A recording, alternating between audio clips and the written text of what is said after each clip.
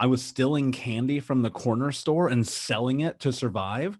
That's 100% margins, dude. And then, and then at 12, I'm selling drugs, and at 15, blah, blah, blah, blah, blah, right? The list goes on and on.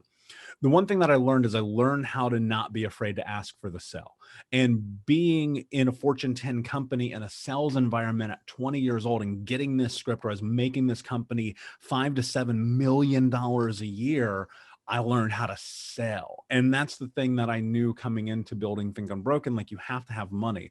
And I scaled this business to 6 figures in 9 months. That's something most people will not do in a coaching space, right? I'm doing air quotes, but to answer your question, there's a lot that happens in that. When I was 25, I made a huge mistake. 26, I exited a business where I had stability, working a job before I had a business off of its feet. And I learned a really hard lesson about what happens when you don't have the parameters and frameworks of a business and focus, because next thing you know, I burned through my entire savings and I was borrowing money to pay my rent. As entrepreneurs, the word solopreneur makes me want to slam my face into a wall, because if you are trying to build a business by yourself, you inevitably are going to fail unless you're in the tech space, like realistically, right? Because if you think about it, no one great has ever done anything alone. And this idea that you can go and build this beautiful big structure all by yourself isn't going to work, because you're going to get trapped in the tedium of, I have to send the email, I got to check the schedule,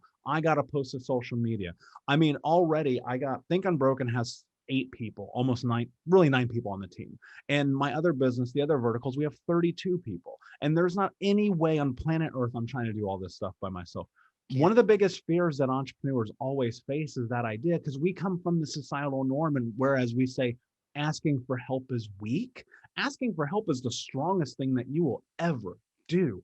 And if you can let down the guard of perfectionism, which is the reason why you're tied to the idea that you can't hire anyone because no one can do it as good as you, when you remove that nomenclature from your vocabulary, I promise you, the way that you can start to scale your business will become more apparent, because you'll be tied into things that you should be doing, not wasting time on shit that doesn't deserve your attention. Not that it all doesn't deserve your attention, let's be very clear, but ultimately at the end of the day, you cut a line down a piece of paper and you go, only the things Adam can do versus all the other stuff I can bring someone in to support. You're way better off spending your early upfront money on support than advertising or promos or buying pizza for people or whatever that is, when you focus on building your team first.